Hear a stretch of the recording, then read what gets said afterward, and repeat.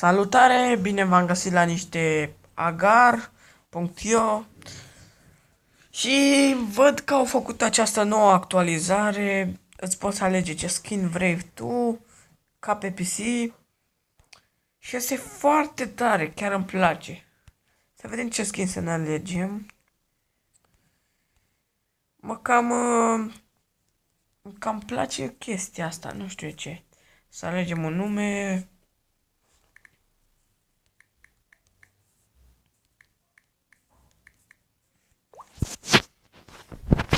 Așa, și să începem să jucăm. Nu vom juca foarte mult, în jur de 5-10 minute, pentru că trebuie să plec la facultate.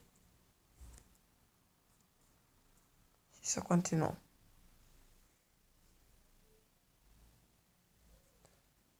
Ora când filmez este cam 7 sau 6 dimineața. La voi o să apară cam în jur de 6-7 după amiaza, pentru că nu am timp când să o editez.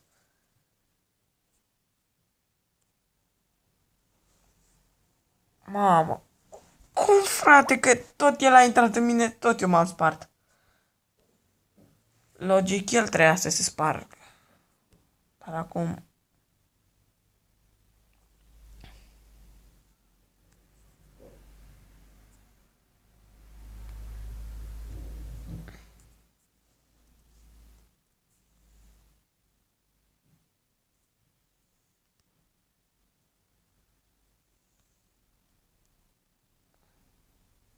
urăsc skin-ul ăsta de aici cu gri.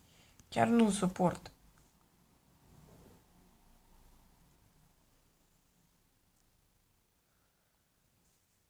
Este foarte scârbos.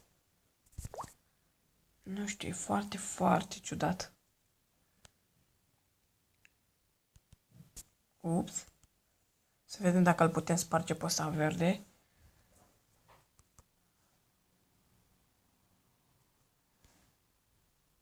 Ăsta de la noi din România, sigur. Cu XXX-ului.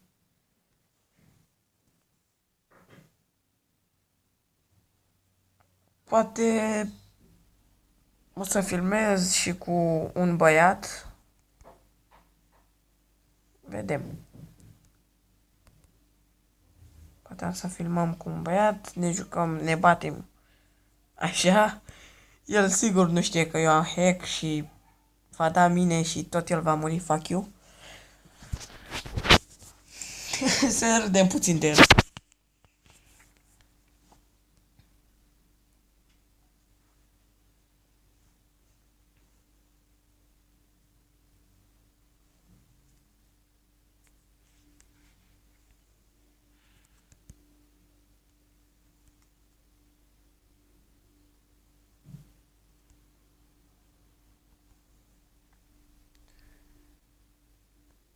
Eu nu prea joc multe chestii pe calculator, doar un joc sau două, mi se pare.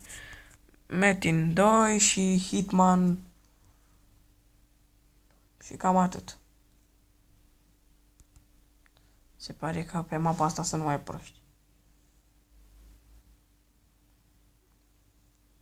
Cum n-ai vrea să intri mine intenționat?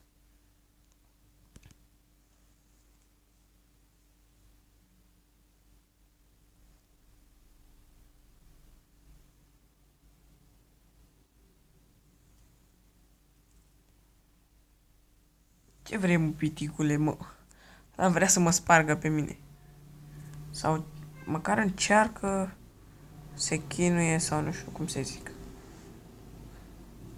Ăsta cred că vrea să-mi facă mie ceva. N-are șanse.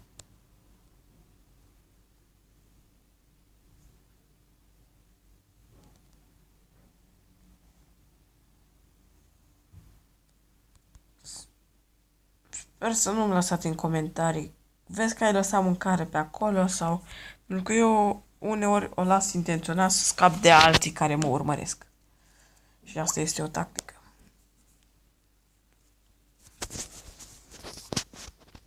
Când nu mă urmărește nimeni sau ceva și spar pe cineva, chiar o iau pe toate, dar uneori las intenționat Pentru că mai sunt unii proști care mă urmăresc să mă spargă și decât să mă spargă... Bine mă, că vii tu și îl omor pe unul micu. Mâncate ar cratița să te mănânce. Așa, să continuă. Vin unii proști, vor să te spargă și mai bine le lași câteva mâncare în urmă. Și așa, cred, pun pariu că n-am lăsat mai mult de 1000 în urmă. 1000 de puncte. În fine.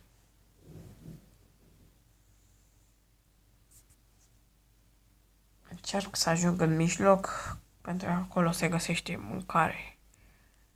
Ia, poate putem să-l spargem pe ăsta. Ce faci, piticu? Tot eu m-am spart cu reclamele pulii. Frumos. Și este un prost care taie cu flexul la ora 7 dimineața. L-a apucat să taie cu flexul la ora 7 dimineața. Bă, dar nu înțeleg unii oameni. De ce sunt așa proști? Cum să tai cu flexul la ora 7 dimineața?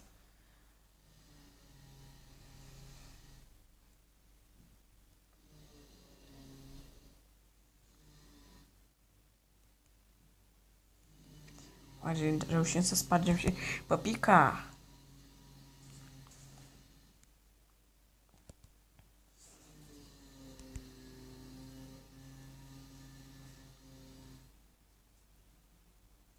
S-a mai spart un prost. Și ne mergem să încercuim. Și-a dat seama. Fuck you! Așa, bine că te-ai spart și tu, fraier. Sper să le lase și nouă, păpica și nouă și nouă. Așa, de când te spawnează direct să găsești păpica, ce bine e să-ți ofere alții păpica și tu să nu faci nimica. Doar să te spawnezi și să te trezești cu păpica. Oh, bun.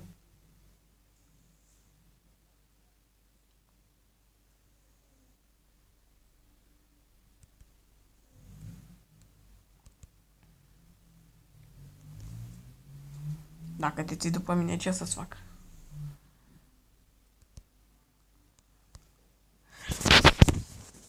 Nu! Mă enervează! Pentru că nu știu de ce se duce într-o parte. Niciodată nu se duce unde îi spun eu.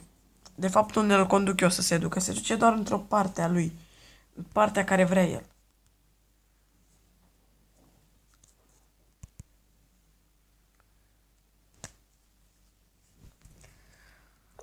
Candela și Cristelnița Popei. Deci, mă enervează la culme. Sunt unii care se bagă și repede. Mi-ar plăcea foarte mult chestia. Deci fii atent cum ar fi. Ce spargi tu? Adică îi omori viermii, mâncarea lor să nu poate mânca nimeni, decât tu. Decât tu să poți mânca. Ce spargi? Nu să vină repede altul să-ți mănânce tot. Și tot așa.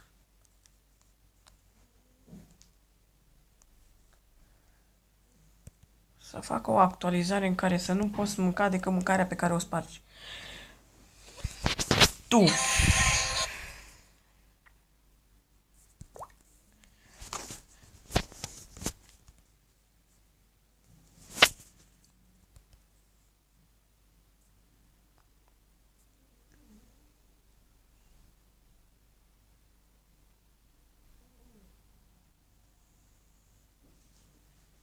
Ia uite, deci pe ăla ce nume și-a pus de pe locul 9. John Cena. Cred că e un copil refugiat care îl bat toți la școală și se eliberează în jocul ăsta și își pune ce nume vrea el. Sunt mulți, foarte mulți copii de ăștia proști. Mamă, cum trec pe aici, cum trec printre ei și mâncăm, și mâncăm. Cum m-am spart tot eu? Deci cum m-am spart tot eu? Pentru... am dat cap în cap și el nici măcar nu activase speed-ul. Dar eu l-aveam și tot eu am murit.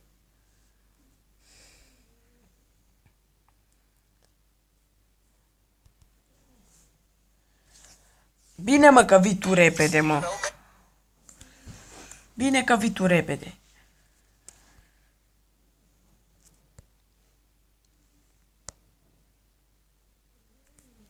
Cred că ăsta o să fie ultimul meci pe care îl jucăm. Sper să ajungem măcar în top. Sper să ne facem măricei. Să ajungem și noi în top. Nu te-ai așteptat.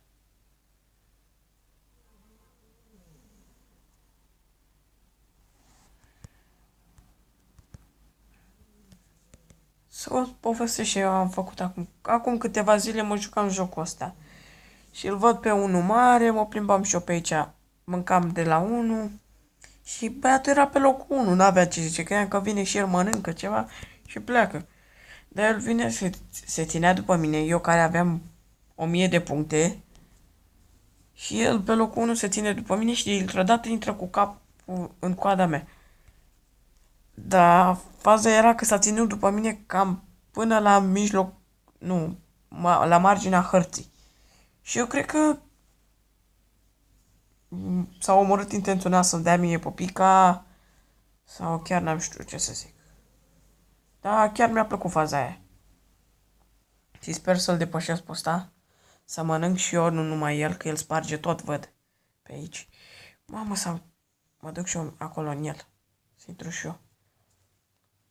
Așa ușor. Fuck you! Fuck you! Închem acest episod aici. Sper că v-a plăcut. Nu uitați să-mi lăsați un like. În comentarii ce să mai jucăm. Și mai vorbim. Pa, pa!